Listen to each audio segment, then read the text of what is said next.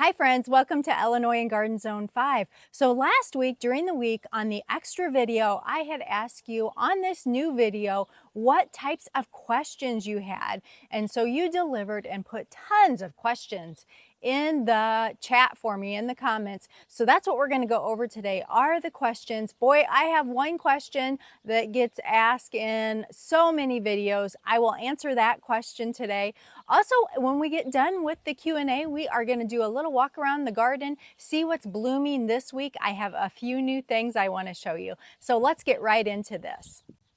So one of the first questions, and I will put on my readers, was from Judith. And she asked, do you have something under the mulch in the garden, like cardboard or a garden cloth to smother the weeds and grass? Or is the wood mulch right on the soil?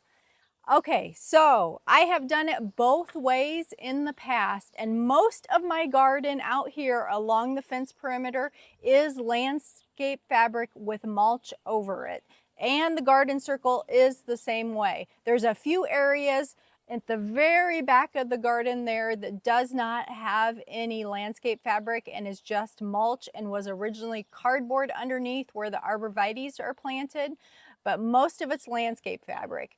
And I know there's all kinds of different camps of, do you do that? Do you not do that? Is it bad for the environment? All of those different topics. And you have to decide how you want to do it in your own garden.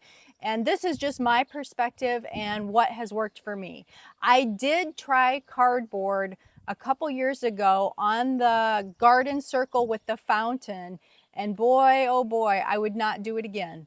My experience, I put the cardboard down, put the mulch over it. It was wonderful that first garden season, looked beautiful. Well, guess what? When all of that cardboard decomposes over the winter and by the next season, you have grass, at least I did, unbelievably in that whole area. So that whole area had to be totally redone because I could not keep up with all of the grass coming through.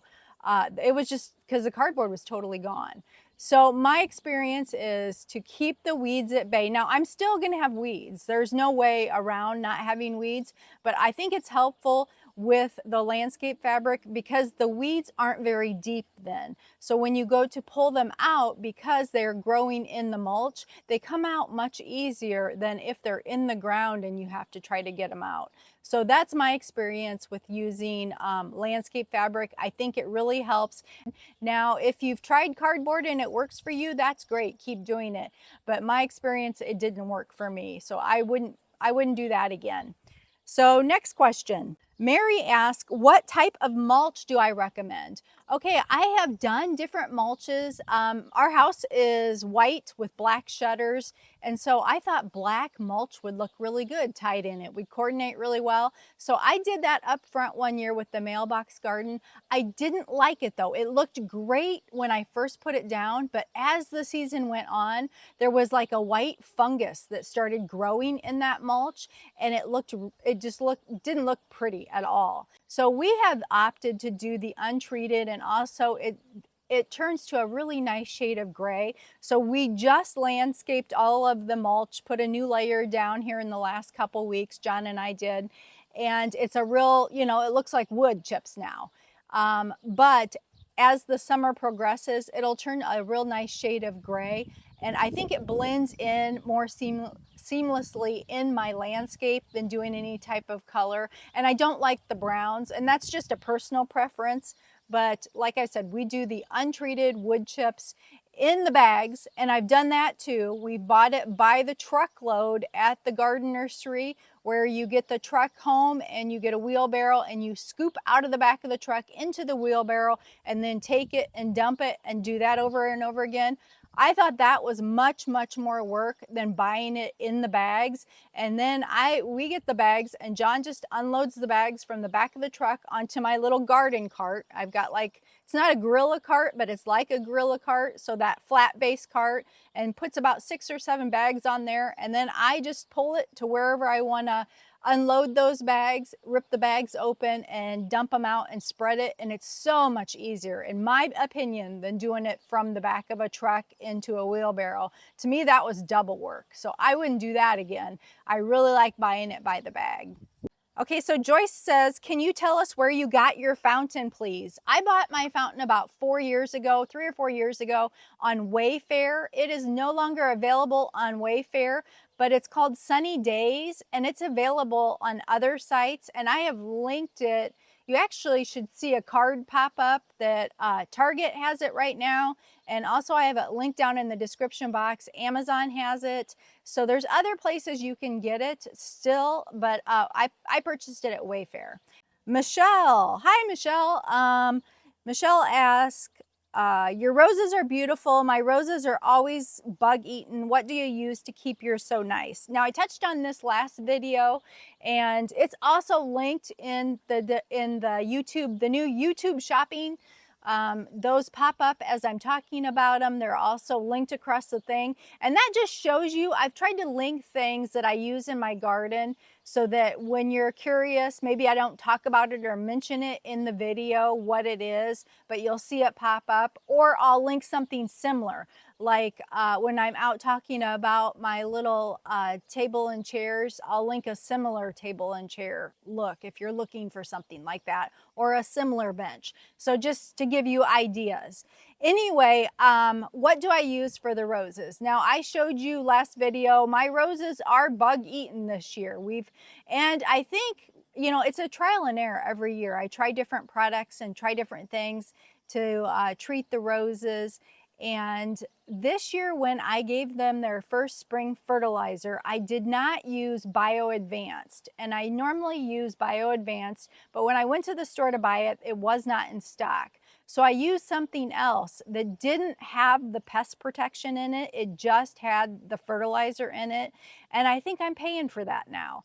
I did go out this last week and bought the Bio Advanced spray for pests, and I did do that this week. And that's going to help with the bugs. But now when they get done blooming, they're blooming right now, but in about a couple weeks they'll be done and it'll be time to give them their second feed.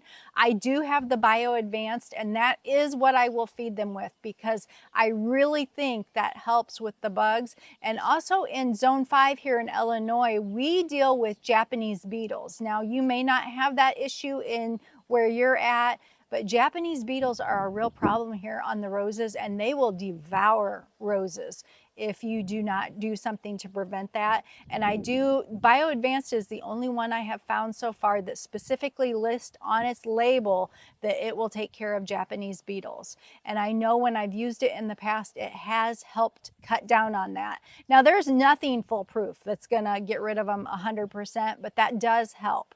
Okay, so on to our next question. Oh, I know, in the comments I had posted in our community post, and if you're not part of our community, please subscribe and join. I post in the community post quite often through the week, and I will show you something in bloom, and I'll tell you like the specifics of it. Vaughn, and she asked on that bloomerang, I always want to call it boomerang, that bloomerang Proven Winners Dwarf Lilac, if the fragrance was the same as like a regular old-fashioned lilac or a full-size lilac. It is not. It is not the same fragrance, I don't think, because I have the old-fashioned version in my garden, and I have that. Now the bloomerang will bloom again now, where my old-fashioned one is done for the year. It won't bloom again, but it is a different type of lilac. So if you're wanting to add a lilac to your garden just strictly because of the fragrance, I would go with the bigger size variety. Maddie asked, how deep do you plant in Zone 5B? And she's specifically referencing roses. At the bud union, or do you plant the rows deeper? Now when I plant roses, I always say garden zone 5, because when I started a few years ago, this was considered, my area was 5A. Now they say it's 5B. I still plant like garden zone 5. And if you go to the garden center and you look at plant tags, normally they're not going to say A or B. They're going to say what the zone is. So I always plant on zone 5. On roses, if I find something that's a zone 4, that's even better in my area because I know that it's going to tolerate it, the winter weather, even better, because you never know. You could have, here in Illinois, we could have a really, really cold winter where it gets colder than what it's supposed to get. And that could, this year I had a lot of rose damage. I had a lot of trimming to do because we had a couple weeks in the wintertime where we had wind chills down to like -40 wind chill. So that's really hard on roses. So I always plant deeper, to answer your question, because of this area. Now, if you're in a different zone, you'll want to do a quick Google or go to your garden center and ask how deep you should plant it, because it really depends on your garden zone. But in garden zone 5, I go deeper than the bud union. We want to cover that up and keep that protected. And then depending on what kind of rose it is, I have in the past on my hybrid teas, which are more sensitive to the cold weather. And a lot of hybrid teas usually start at a garden zone 5. There's a few that are garden zone 4, but most of them start at a garden zone 5. What I've done in the past on the ones that are out under the Jane Magnolia is I have in the fall taken a wire, just a piece of like chicken wire, and made like a little cage and then stuffed it full about halfway of some leaves. You know, it already has the mulch and it's down under the ground, but I just put some leaves in there for extra protection. And I have found that that has helped too. For those roses that are just at the zone that you're at, giving them a little bit of extra winter protection is a good idea too. But plant deeper if you're in zone 5. And a couple other questions that I've received is about the magnolia, the name of the magnolia. I have 3 of those magnolias and they are called Jane magnolias. And I have trained them into a tree form.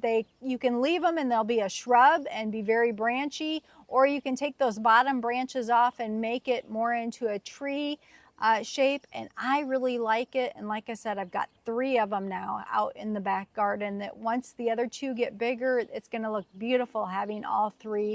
Okay, so what is the #1 question that I get asked over and over again? Can you guess what it is? It is, what kind of arborvitae trees are behind us? What are those? Those are emerald green.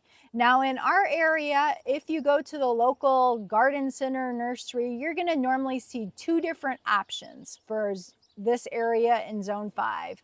You're going to see the emerald green, which is behind us, or the green giant, which we have a couple of those out on the side yard outside of the fenced in area as specimen trees. Now the main difference between the 2 of them that was my decision maker is size. The emerald green gets 10 to 15 foot high. So they make a really nice privacy fence. If you're in a smaller closed in area, if you want to create, like I'm doing, a garden room, a formal hedge looking feel, a living wall, then an emerald green is going to be really great. They are slower growing than the green giants, but a green giant can grow up to 50 foot tall. Now, green giants, they say, are really good for like a windbreak, or if you're out and your yard is huge and you need to put a whole line of them, maybe farther out in your yard, that would look pretty.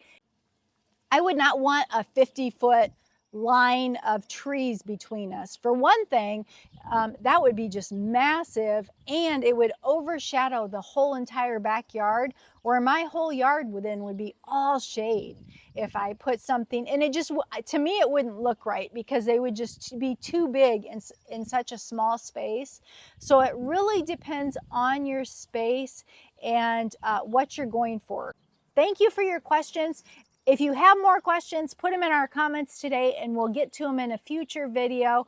But now let me take you out into the back garden and show you what's in bloom this week. Okay, I showed you in the community post the other day, the roses, the generous gardener, look at them. They are blooming even more, and I'm weaving them on the fence now. So on the short little 3-foot fence on each side as they continue to grow, and these are 3 years old, and there's one on each side. They get to 15 foot height. So I'm just going to keep weaving it along, and I think it'll be beautiful along the fence there, along the top as it grows. But they're looking gorgeous. Let's do a close-up. Look at these blooms. They're just really pretty. The Sitting Pretty are in full bloom and looking absolutely gorgeous, and they smell wonderful, just absolutely wonderful.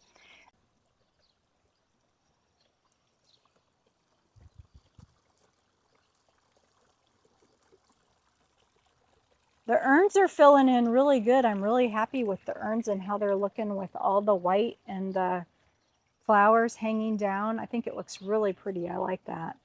I planted two or three seasons ago peonies, and this is their first year blooming. So I wanted to show you these peonies. Look at these, and they smell really good. And you're going to ask me what they are, and I would have to look it up because I don't even remember. But they were the kind that you get at, I bought them at Lowe's in the package in the spring. You get just the bare root rhizome, I think is what it's called, to plant, and that's what I did. So I put one here in the back of the garden behind the roses, and the delphinium is just starting to bloom. I wanted to show you this. This is a beautiful delphinium. If you need a delphinium in your garden, it's leaning over, but it's white and it's got a black center throat. It's just really pretty and looks really pretty with the roses. But the roses are just looking beautiful back here, and it's really filling in nicely. And I was messing with the clematis yesterday, training it over the trellis as it's growing so it's not all tangled. Look how well that's filling in. And that's a big, it's a little tiny rose, but it's almost like a rambler. I think it said it would get like 15 to 20 foot. So I'm training it up the trellis, and then as it grows, I'll even have it come over onto the tour. But thanks for hanging out with me today. I hope you enjoyed our Q&A time and seeing